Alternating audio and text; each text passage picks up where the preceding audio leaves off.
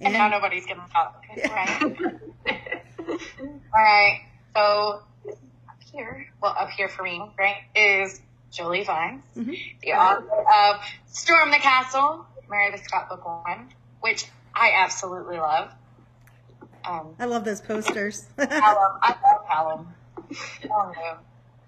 We probably ought to introduce ourselves too, right, Rachel? Say what? We probably ought to introduce.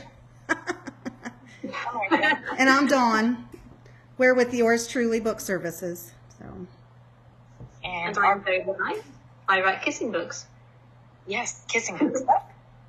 I like that. I like that term. Instead of romance or any of those other things, kissing books. Accurate. It is accurate. And especially for some like slow burn romance, it really is just a kissing book. Yes. Just saying. All right. How are you ladies doing then? Say again. How you doing? I'm good. How are you? Yeah, brilliant. Excited. Happy to be here. We're happy to have you. Yes. So we have a signed copy of Storm the Castle up for our ARC readers for this month. Jolie was awesome enough to allow me to get 2 of them from her, and she sent them to me all the way from the British Isles, which I appreciate it. That couldn't have been cheap. I should have grabbed one, right, and shown everybody. Oh, you should have. See? Jolie's got me. Isn't that pretty? I've got a box in because book 2 goes live soon. We're 10 days out from James, right? 10 days? 9 days. 9 days. 9 days. People love signed copies. I love signed copies. This book is it's even more beautiful in the flesh. So I've just got another box that's been delivered today. So I've got new ones I can send out. I haven't advertised that yet, so exclusive. I love the signed copies. I have shelves of signed copies. She really does. No, I read that. Yeah. Do you ever read them? Don't touch them. Yes, I do. I read my signed copies. I have a few that I absolutely will not read because they're limited edition. Like, I have some from Kay Bromberg that are her indie covers. Okay. And she went traditionally published and recovered them and republished them. And so I don't read those because I can't read those again. They don't exist anymore. So those are like off the shelf. And then I have a signed copy of a Stephen King book in Japanese that I don't read because I don't speak Japanese. I bought it while I was in Japan, and I thought it was it's The Stand in Japanese, and of course it's bound the other way. Oh yeah, okay. Back to the front. I have a set of Harry Potter books in Japanese as well because you were in Japan. Why not? Because I was there and whatnot. I would do that. That would be special. I've got a signed over which is my practice. Right? I have a German copy of Harry Potter as well, but I can read those. So That's cool. Yeah. So we have questions, right? Mm-hmm. And up on my iPad, if you cannot see that, obviously, in my glasses. Glasses problems. So our first question is, what is your writing kryptonite? So kryptonite, that's the thing that stops me writing, yeah? So social media, probably. Because I have a toddler, I'm normally up at a horrible time in the morning, and I can get really great writing done then because no one else is online.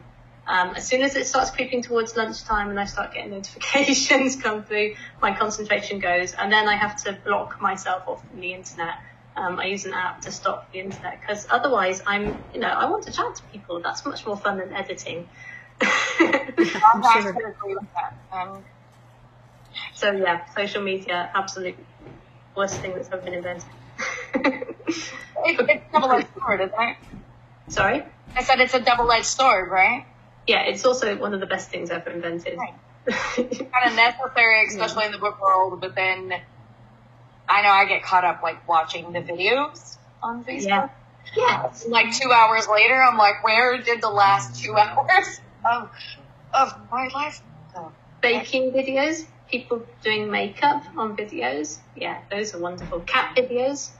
I like those. And then there's this British talk show that's Gordon. It's Gordon something, but he's hilarious. And I'll catch myself watching like full episodes of it on my phone in bed at 2 in the morning.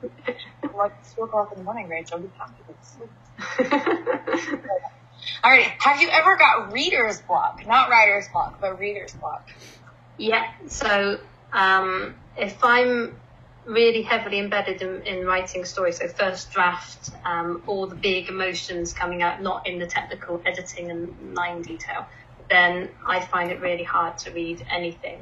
I won't read contemporary romance if I'm writing contemporary romance anyway, but I will start and finish 10 books in a few pages. I just can't get into anything. And that happens all the time until I finish what I'm writing, until the whole story is down on the page, and then all of a sudden I can read again and I get a bit of space back in my head. But yeah, it's a curse because reading is my thing as much as writing is. That's interesting. I never even thought about that, but it makes sense. I think my brain just went to that side of it. Sorry. Do you hide any secrets in your books that only a few people will find? Yes, I do. I can think of one really specific one in Love Most Say Least. So that's my second book coming out in just over a week. Right in the middle of the book, there's a single line.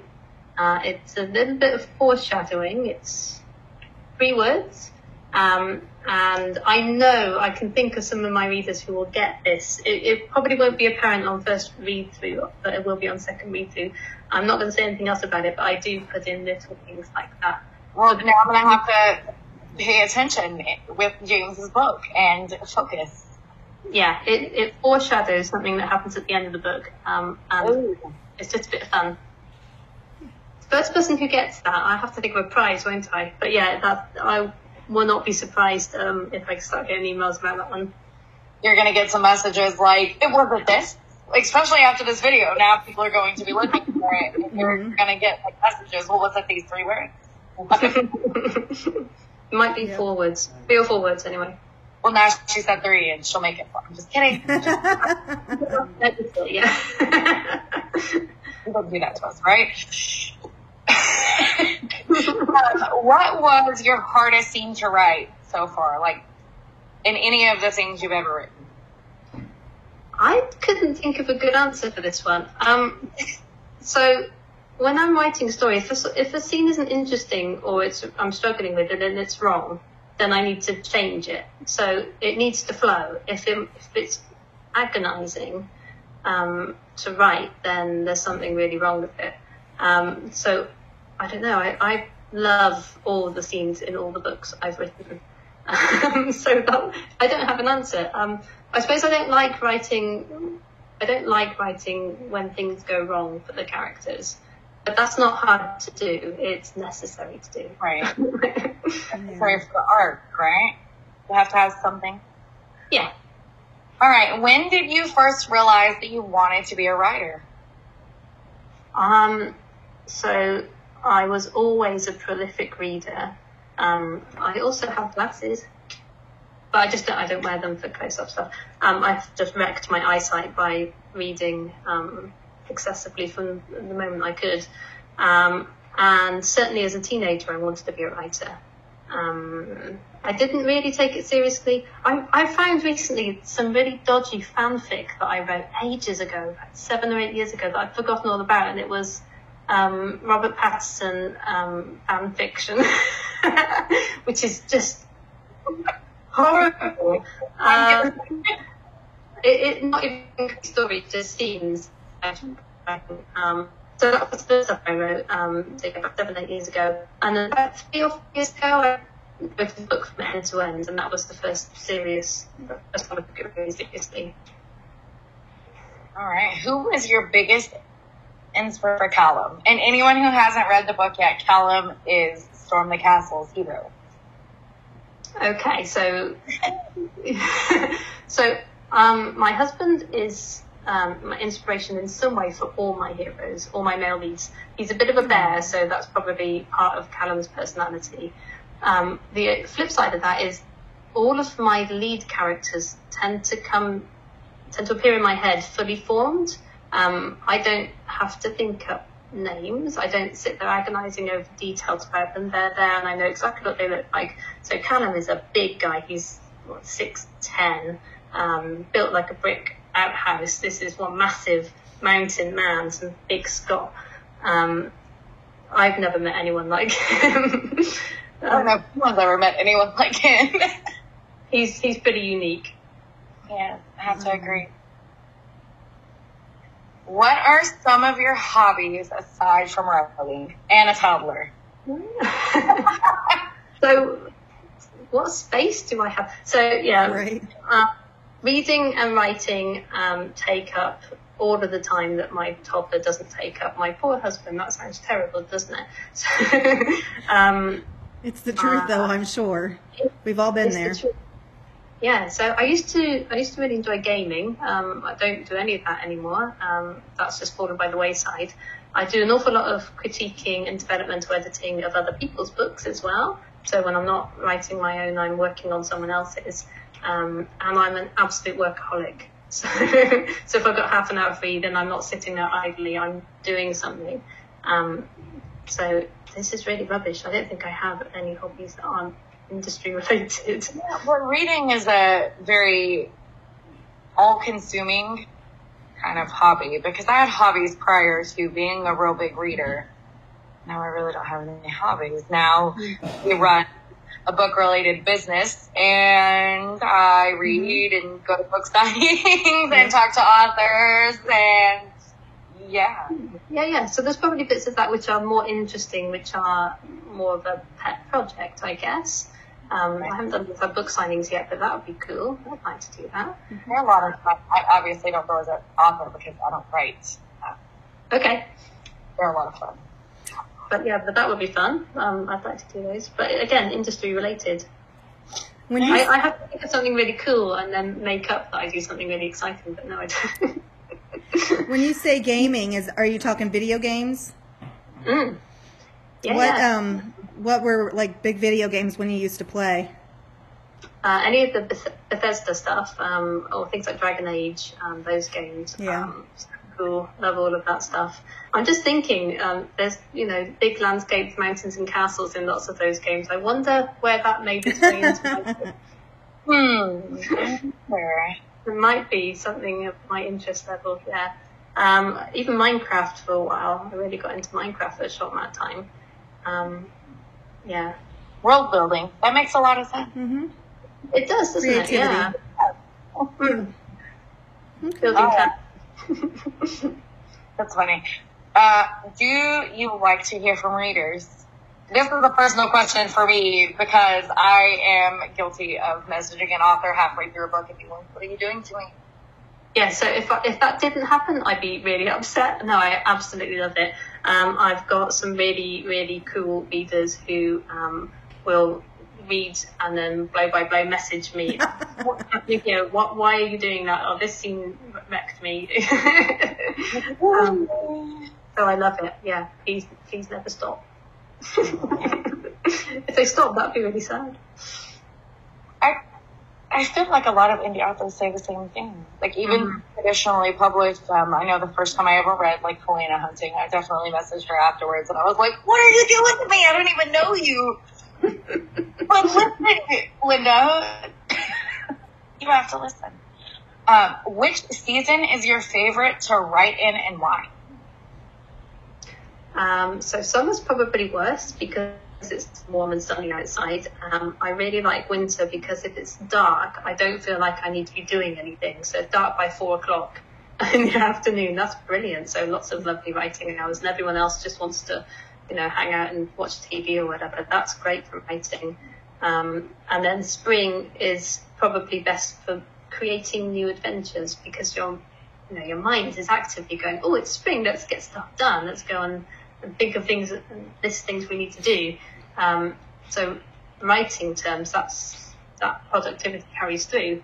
I am full of ideas at the moment. I've got a book I'm editing at the moment, which comes out in July, and then 2 that I'll be writing after that. And those stories are just clamoring at my brain trying to get out. They have to wait. They have to get back in place. Now, do you jot down those ideas and have to take some notes? That way you don't forget them? Yeah. I've got a phone full of random notes, ones that appear in my head at 1 in the morning and make no sense the next day. I like that. Do you feel like it's important to have A, strong characters, B, mind-blowing plot twists, or 3, epic settings? Okay, that probably depends on the book, doesn't it? You probably have a mix of all of those. So I always have epic settings. I always have really strong characters who stand out. Some books are quieter in terms of plot twists. So No Storm the Castle has a couple. Hero, the third book in the series, has the most, I think. But do I have to rank them? What comes top? Characters, probably. Everything, you have to be able to relate to that character, don't you? So that's my number one. I agree. I think as a reader, the settings are fun, especially somewhere you've never been. Or for me, like, I've only ever read one book that took place in Japan, and it was kind of cool to see because some of the things that they were talking about, I knew where they were. I never went to Scotland, but reading Storm the Castle, I was like, man, I can like imagine in my head the rolling green hills and the castles. Wow, castles of America, like that sounds awesome. Mm-hmm. Yep. Good, because I really wanted to portray that. That really exists. That it's not one person's vast estate with a couple of castles spread out on it, but that land is there. The Highlands really are there, and they really are that beautiful. So I'm glad that some of that came across. It did. It made me like really want to go to Scotland. I have a friend that just got back, and I'm like, I'm so great envy. Scotland is wonderful. It's a beautiful place.